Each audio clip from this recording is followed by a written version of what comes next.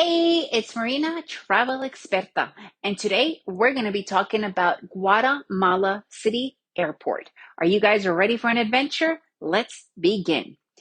Interestingly enough, Guatemala Airport is probably one of my favorite airports, not because I live here, but because it's really that convenient and that easy to get around. The coolest thing of it all, it's literally like a terminal in some of these huge airports, like in Miami or Barcelona or JFK. So it's small, okay?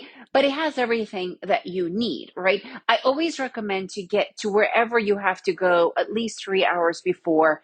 They have this really dumb rule that you cannot enter the airport without a passport. So if you have people that are showing you off, like, sending you off, make sure they bring their passport. They don't check for the flight information. It's a really weird system, but just go with it, right? So inside, it's pretty simple. You check in. You do have to go through migration after security, pretty much like you do everywhere else. If you have kids flying out, it's really good to just have a letter without, both parents. It's good to have a lawyer's letter saying that you permit them to go out. It's really important, actually. They can't turn them away.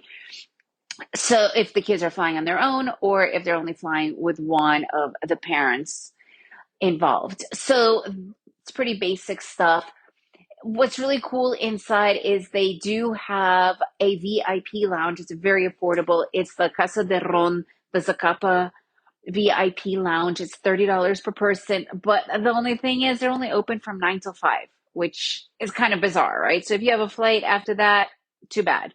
The internet in the airport never works. Never, ever, ever works. So either come with your own data or just prepare that the internet is not going to work. I have yet to see it work, even though they say that it's free everywhere. It doesn't work.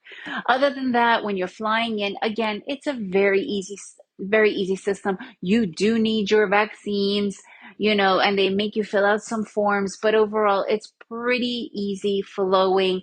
Get your stuff, the carousels. The fact that it is so small is fantastic. Now, if you are arriving, they do have an airport taxi, so make sure that you get that from the inside. I don't really recommend getting taxis or anything that is once you outside.